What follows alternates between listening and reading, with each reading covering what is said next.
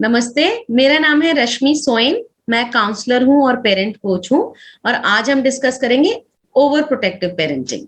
देखिए, over protective parenting जो है उसमें जो पेरेंट्स होते हैं, जो अभिभावक होते हैं ना, वे अपने बच्चों पे ना कुछ ज्यादा ही ध्यान देते हैं। जैसे कि ये टर्म ही सजेस्ट कर रही है, ओवर प्रोटेक्टिव। इसका मतलब कि ज्यादा ध्यान देना। तो वे पेरेंट्स, वे अभिभावक जो अपने बच्चों पे ज्यादा ध्यान देते हैं, वे चाहते हैं कि वे अपने बच्चों के लिए जिंदगी आसान बनाएं और उनके बच्चों को किसी भी प्रकार की कोई भी परेशानी, कोई भी दिक्कत ना आए। ना तो उन्हें कोई शारीरिक दिक्कत हो, ना उन्हें कोई मानसिक दिक्कत हो, ना भावनात्मक रूप से उन्हें किसी भी तरह की कोई भी प्रॉब्लम का सामना करना पड़े। तो उनका बेसिक, ऐसे पेरेंट्स का इंटेंशन ये होता है, उनका इरादा ये होता है कि हम अपने बच्चों को हर प्रकार की मुसीबत से बचा सकें, उनके लिए जीवन आसान बनाएं। तो इस किस्म के पेरेंट्स को ओवर प्रोटेक्टिव पेरेंट्स कहते हैं। तो आइडेंटिफाई इनको ऐसे कर सकते हैं कि देखिए, दो तरह से पेरेंट्स अपने बच्चों को पाल सकते हैं। एक तो होता है कि आप अपने बच्चों के लिए जीवन आसान बनाते हैं, जो कि ऐसे पेरेंट्स करते हैं। एक होता है जो कि सही तरीका है बच्चों की परवरिश का, कि आप अपने बच्चों को केपेबल, समर्थ बनाते हैं कि वे जिंदगी की मुसीबतों का सामना कर सकें। ये है डिफरेंस नॉर्मल पेरेंटिंग में और ओवर प्रोटेक्टिव पेरेंटिंग में। तो पेरेंट्स का, अभिभावकों का यह फर्ज है कि वे अपने बच्चों को जिंदगी के लिए तैयार करें। जिंदगी को बच्चों के लिए नहीं तैयार करना, बच्चों को जिंदगी के लिए तैयार करना है। पेरेंट्स अपने बच्चों को ओवर प्रोटेक्ट इसलिए करते हैं क्योंकि इसके अंदर ना बच्चों का फायदा कम होता है और पेरेंट्स की अपनी इच्छा होती है, उनकी अपनी एक डिजायर होती है कि वे अपने बच्चों को ना हारता हुआ नहीं देख सकते। तो वो जो फीलिंग ऑफ डिस्कम्फर्ट होती है ना, एक जो वो देख ही नहीं पाते, उनमें इतनी बर्दाश्त नहीं होती कि वे देख पाए कि उनका बच्चा रेस में हार गया, या सेकंड आया है, या गिर गया, या उसे लाइन में लगना पड़ रहा है, या उसे गर्मी में धूप में खड़ा होना पड़ रहा है। तो पेरेंट्स की इतनी बर्दाश्त ही नहीं होती, क्योंकि वे इतना प्यार करते हैं अपने बच्चे से कि वो उसे किसी भी किस्म के डिस्कम्फर्ट में नहीं देख पाते। तो अपनी उस बर्दाश्त, क्योंकि उनके पास वो बर्दाश्त नहीं है, उससे बचने के लिए, अपनी खुद की उस फीलिंग ऑफ डिस्कम्फर्ट से बचने के लिए पेरेंट्स बच्चों को ओवर प्रोटेक्ट करते हैं। एक और रीजन होता है, पेरेंट्स को लगता है कि प्यार करने का दूसरा मतलब है कि हम बच्चों को हर किस्म की मुसीबत से बचा लें। तो इसीलिए भी पेरेंट्स ओवर प्रोटेक्ट करते हैं। जो पेरेंट्स अपने बच्चों का ज्यादा ध्यान रखते हैं, हमेशा उनके आसपास मंडराते रहते हैं ताकि उनके बच्चों को किसी किस्म की कोई परेशानी ना आए, इस किस्म के जो बच्चे होते हैं उनपे इसका ये प्रभाव पड़ता है कि सबसे पहले वे बच्चे, उनका ना सेल्फ कॉन्फिडेंस बहुत कम होता है। सेल्फ एस्टीम मतलब कि बच्चे अपने बारे में क्या सोचते हैं, अपने बारे में क्या धारणा रखते हैं, इस पे बहुत बड़ा असर पड़ता है। अब क्योंकि ऐसे बच्चों का हर काम हमेशा या तो उनके माँ बाप करते हैं या उनकी मदद करते हैं, उनको इंडिपेंडेंटली नहीं करने देते, ऐसे बच्चों का सेल्फ एस्टीम और सेल्फ कॉन्फिडेंस बहुत कम होता है, बहुत लो होता है। जबकि ओवर प्रोटेक्टिव पेरेंट्स चाहते ये हैं कि उनके बच्चे बहुत कॉन्फिडेंट बने, सब कुछ कर पाए, लेकिन होता इसका उल्टा है। क्योंकि ऐसे बच्चों को आदत नहीं होती कुछ भी खुद अकेले करने की, क्योंकि उन्होंने कभी जिंदगी में किया ही नहीं है। एक इंडिविजुअल को या एक इंसान को वो कॉन्फिडेंस कब आता है, वो कब कॉन्फिडेंट फील करेगा, वो कब अपने बारे में अच्छा सोच पाएगा, जब उसे यह लगेगा कि उसे वह कोई काम कर सकता है, उसमें एक सेंस ऑफ अचीवमेंट, एक सेंस ऑफ अकम्पलिशमेंट आएगी कि मैंने यह काम किया हुआ है, ओ ये तो मेरे बाएं हाथ का खेल है। ये वाली फीलिंग तब आएगी जब उसने कुछ खुद किया होगा। और जब किसी बच्चे ने ऐसा खुद कुछ किया ही नहीं होगा तो वह चाह के भी कॉन्फिडेंट नहीं फील कर पाएगा। तो यह एक नुकसान है। अगर पेरेंट्स वो प्रोटेक्ट करेंगे तो बच्चे कॉन्फिडेंट नहीं फील कर पाएंगे। दूसरी बात होती है कि ऐसे बच्चों को, आम देखा गया है कि ऐसे बच्चों को हेल्थ इश्यूज बहुत रहते हैं, क्योंकि उनके माँ बाप उनका हमेशा ध्यान रखते हैं, किस समय उठना है, किस समय खाना है, अब तुम्हारी सैर का टाइम हो गया, अब तुम ये दवाई ले लो, क्योंकि वो सब कुछ अपने बच्चों के लिए मैनेज कर रहे हैं, तो बच्चों को अपनी हेल्थ ही नहीं मैनेज करनी आ पाती।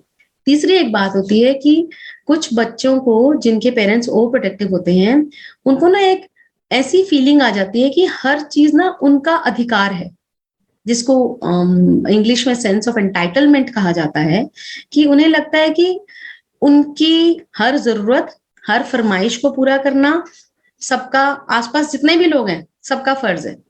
अब जब तक पेरेंट्स हैं तब तक तो ये चल जाता है, लेकिन जब वे बच्चे बड़े हो जाएंगे और बाहर की दुनिया में कदम रखेंगे तो ऐसा नहीं होगा। और जब ऐसा नहीं होगा तो उस समय उस बच्चे की मनोवैज्ञानिक स्थिति क्या होगी ये हम नहीं बता सकते।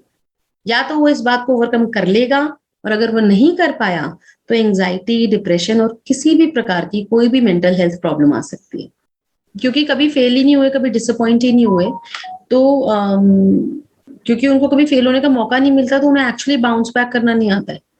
तो बहुत सारे ऐसे बच्चे ना डिप्रेशन, मतलब मैं अभी भी याद कर रही थी कि मैंने ऐसे दो उनसे डील किया हुआ है, दे स्टिल इनटू डिप्रेशन।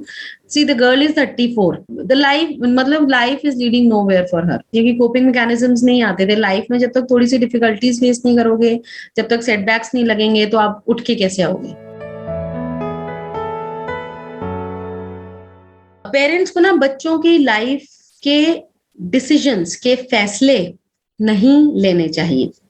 अगर कोई पेरेंट ऐसा है, अगर अपने अंदर झांक के देख सकते हैं, और अगर वे पता लगाते हैं कि वो बच्चों के लिए ये सारे फैसले ले रहे हैं, कौन से, जैसे कि बच्चों के दोस्त कौन से होंगे, तुम उस लड़की के साथ मत खेला करो, वह मुझे पसंद नहीं है, तुम उस लड़के के साथ मत जाओ, उसकी हरकतें, उसकी आदतें या उसके बात करने का तरीका ठीक नहीं है। अगर ऐसा कोई भी डिसीजन पेरेंट्स ले रहे हैं, या फिर बच्चों को किसी भी किस्म की कोई भी आजादी नहीं दी जा रही है, वह दूसरे बच्चों के घर जाके रात को रह नहीं सकता, या कोई कैंपिंग या कोई स्कूल के ट्रिप्स में उसको अलाउ नहीं करते हैं, या फिर अगर बच्चा बड़ा हो गया है और वह स्कूल से अपने आप वापस आ सकता है, लेकिन तब भी पेरेंट्स उसको डिसाइड करके दे रहे हैं कि तुम वापस कैसे आओगे, नहीं नहीं तुम टैक्सी में नहीं आओगे, नहीं नहीं तुम मेट्रो में मत आना, नहीं तुम ऑटो करके आना, नहीं तुम ऑटो में मत आना। अगर इस तरह के बहुत सारे फैसले पेरेंट्स अपने बच्चों के लिए करते हैं तो उन्हें ऐसे करने से बचना चाहिए। दूसरी चीज जो पेरेंट्स को करनी चाहिए, उन्हें बच्चों को हमेशा फैसले लेने की अपॉर्चुनिटीज के मौके प्रोवाइड करने चाहिए। बचपन से ही शुरू कर देना चाहिए, उनकी उम्र के अनुसार जिस भी किस्म की वो चॉइसेस वो दे सकते हैं अपने बच्चों को, और उसके बाद बच्चों को डिसाइड करने के लिए, फैसला लेने के लिए कहें। उसके बाद जब बच्चा खुद फैसले करेगा और जब वह देखेगा कि जो उसने फैसला किया था वो बिल्कुल ठीक था, तो उसमें जो सेंस ऑफ एक कॉन्फिडेंस आएगी ना, वह अगर पेरेंट्स चाहते हैं तो उन्हें बच्चों को चॉइसेस देनी है। बच्चों के लिए फैसले नहीं करने हैं, उनको चॉइसेस देनी है, उनको थोड़ी सी उम्र के अनुसार आजादी भी देनी है, ताकि वे ओवर प्रोटेक्ट ना करें। एक और बात, बच्चों का पूरा दिन कैसे गुजरेगा उसको माइक्रो मैनेज नहीं करना है पेरेंट्स ने, कि अच्छा इतने बजे तक इसने ये करना है, इतने से इतने बजे तक अब ये करेगा, अब ये तैयार होगा, अब ये खाना खाएगा, अब इसकी अगली क्लास है, अब इसे यहाँ जाना चाहिए। ठीक है, कुछ चीजें जरूरी हैं, खेल कूद भी जरूरी है, पढ़ाई भी जरूरी है, बाकी सारी एक्टिविटीज भी जरूरी हैं, तो जरूर पेरेंट्स को उनका दिन प्लान करना चाहिए। पर दिन प्लान करने में और माइक्रो मैनेज करने में बहुत फर्क है। तो पेरेंट्स को अवॉइड करना होगा कि उनकी छोटी से छोटी बात में घुसें और उसको गाइड करें, उसको बार बार इंस्ट्रक्ट करें कि अब आप ऐसे करो। कुछ फैसले बच्चों पे छोड़ देने चाहिए। अब बच्चे ने अगर मैथ्स और हिंदी का होमवर्क करना है, तो आप ये बोल दीजिए कि बेटा आपका मैथ्स का भी होमवर्क बचा हुआ है और हिंदी का भी होमवर्क बचा हुआ है, आप जो मर्जी पहले कर लेना। बजाय कि बताने की कि अब मैथ्स का निकाल भी लो, अब ये वाला चैप्टर नहीं करो, आप ये वाला चैप्टर पहले शुरू करो, इसका आंसर यहाँ से नहीं यहाँ से लिखो। इस किस्म की माइक्रो मैनेजिंग या इतनी सारी इंस्ट्रक्शंस नहीं देनी चाहिए बच्चों को। तो अगर पेरेंट्स चाहते हैं कि वे इम्प्रूव करें तो उन्हें ये सब बातों का ध्यान रखना पड़ेगा, ताकि बच्चों से एक बेटर रिलेशनशिप वे बना पाए। जो ओवर प्रोटेक्टिव किड्स हैं उन्हें एक ही किस्म के रिश्ते की आदत होती है, जो कि जनरली एक तरफा होता है, जिसमें पेरेंट्स इंस्ट्रक्ट कर रहे हैं, बच्चे फॉलो कर रहे हैं। हर चीज पेरेंट्स बता रहे हैं, बच्चे मान रहे हैं पेरेंट, तो ज्यादातर ये जो रिश्ता होता है ये एक तरफा होता है। तो बच्चों को ना एक आदत सी पड़ जाती है इंस्ट्रक्शंस लेने की, गाइडेंस लेने की, दूसरों की बात मानने की।